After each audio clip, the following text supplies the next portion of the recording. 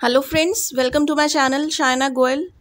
दोस्तों, अगर आप टीचर बनना चाहते हैं तो देखिए बीएड तो आपको करनी ही पड़ेगी। और अगर अब आप बीएड में एडमिशन लेना चाहते हो तो बड़ा डाउट होता है कि हम कौन से सब्जेक्ट्स चूज़ करें। आपने ग्रेजुएशन की है, पोस्ट ग्रेजुएशन की है, तो बीएड करने का कौन से सब्जेक्ट में आपको बेनिफिट होगा। फाइन। तो आई एम श्योर कि आप मेरी ये वीडियो देख चुके होंगे कि बीएड में सब्जेक्ट्स कैसे चुने, कौन से सब्जेक्ट कॉम्बिनेशन आपको चूज़ करने चाहिए। अगर आपने ये वीडियो अभी तक नहीं देखी तो मैं इसका लिंक वीडियो के डिस्क्रिप्शन में डाल दूँगी, आप वहाँ से देख सकते हैं। तो अब बात आती है कि जब ये वीडियो मैंने अपलोड की तो बहुत सारे बच्चों के डाउट्स आ रहे थे, तो उनमें जो कॉमन डाउट्स हैं वही मैं इस वीडियो में डिस्कस करने वाली हूँ फ्रेंड्स। और अगर आप चाहते हैं कि मेरी वीडियोज़ की नोटिफिकेशन आपको मिले तो चैनल को सब्सक्राइब करें एंड बेल आइकन को क्लिक ज़रूर करें।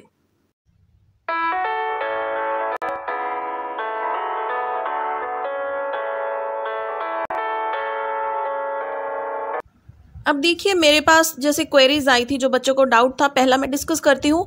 तो एक क्वेरी आई थी कि मैम मैंने बीए किया हुआ है, क्या मैं एमए करूँ या बीएड करूँ, कौन सी बेटर रहेगी। और एक और थी कि मैम मैंने बीएससी कंप्यूटर के साथ किया है और मैं हायर क्लासेस को टीच करना चाहती हूँ, तो मुझे क्या करना चाहिए। सो फ्रेंड्स, इसके लिए मैं आपको बता दूँ कि एक होती है टीजीटी और एक होती है पीजीटी। ठीक है। अगर आप ट्रेंड ग्रेजुएट टीचर बनना चाहते हो तो आप 10th क्लास तक टीच कर सकते हो। अगर आप 12th क्लास तक टीच करना चाहते हो तो दैट इज़ पीजीटी, यानी कि पोस्ट ग्रेजुएट टीचर। अब अगर आप ग्रेजुएशन के साथ बीएड करते हो तो आप टीजीटी बनोगे, और अगर आप पोस्ट ग्रेजुएशन के साथ उसके बाद में बीएड करते हो तो आप 12th क्लास तक बच्चों को टीच कर सकते हो, यानी कि आप पीजीटी बनोगे। फाइन।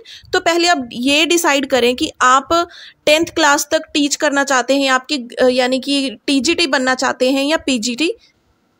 तो उसी हिसाब से आप या तो ग्रेजुएशन के बाद बीएड कर सकते हो, जो कि 2 साल की होगी, और अगर आप पोस्ट ग्रेजुएशन के बाद बीएड करते हैं तो वो होगी 1 साल की। फाइन। तो अब जो सेकंड क्वेरी थी फ्रेंड्स, वो थी क्या हम अपनी पसंद से कोई भी सब्जेक्ट बीएड के लिए चूज़ कर सकते हैं। Ma'am, can I choose subject of my own choice. तो दोस्तों, अगर आपने बीए किया है, ग्रेजुएशन किसी भी फील्ड में किया है, बीए, बीकॉम, बीएससी कंप्यूटर, या फिर आपने एमए किया है इंग्लिश हिंदी में, एमएससी किया है, तो अब आप ये जानते ही होंगे कि बीएड आपके 2 टीचिंग सब्जेक्ट्स आपने चूज़ करने होते हैं। फाइन। तो जो सब्जेक्ट 1 ऑप्शन होती है वो होता है आपकी ग्रेजुएशन या फिर पोस्ट ग्रेजुएशन का मेन सब्जेक्ट। जैसे कि आपने बीए इंग्लिश के साथ की है, ठीक है, आपने 3 साल जिस सब्जेक्ट को पढ़ा है वो आपका होगा मेन सब्जेक्ट। और सब्जेक्ट 2 क्या होगा, जो आपने एटलीस्ट 1 साल या फिर 1 सेमेस्टर के लिए वो सब्जेक्ट पढ़ा है, वो आप सब्जेक्ट 2 के लिए चूज़ कर सकते हैं। उसके अलावा कोई ऐसा सब्जेक्ट आप चूज़ नहीं कर सकते जो आपने पढ़ा ही नहीं है। फाइन। तो वैसे ही अगर आपने एमए इंग्लिश के साथ किया है तो आपका जो सब्जेक्ट 1 वाली ऑप्शन है वो आपका इंग्लिश ही होगा। तो सब्जेक्ट 2 में आप कोई भी और सब्जेक्ट चूज़ कर सकते हो जो एमए के दौरान आपने कम से कम 1 सेमेस्टर उस सब्जेक्ट को पढ़ा हो। फाइन। तो अब जो थर्ड मेन क्वेरी बच्चों की आ रही थी वो थी कि मैम हम बीएड किस कॉलेज से करें, क्या हम किसी भी कॉलेज से बीएड कर सकते हैं। तो उसके लिए मैं आपको बता दूं कि जिस कॉलेज से भी आप बीएड करना चाहते हो तो आप ये ज़रूर पता कर ले कि वो कॉलेज किस यूनिवर्सिटी से रिकॉग्नाइज्ड है। ठीक है, किस यूनिवर्सिटी के अंदर है और क्या वो यूनिवर्सिटी यूजीसी के अंडर आती है। तो रिकॉग्नाइज्ड और एफिलिएटेड कॉलेज होना चाहिए।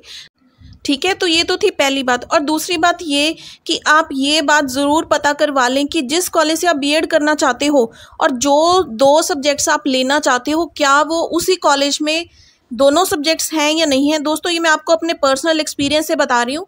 जब मैंने बीएड में एडमिशन लेनी थी और जो कॉलेज मुझे पसंद था तो वहाँ पे कंप्यूटर की ऑप्शन थी ही नहीं, तो मुझे कंप्यूटर भी लेना था और मैथमेटिक्स भी लेना था, तो मुझे कॉलेज ही अपना चेंज करना पड़ा, मुझे किसी और कॉलेज में एडमिशन लेनी पड़ी।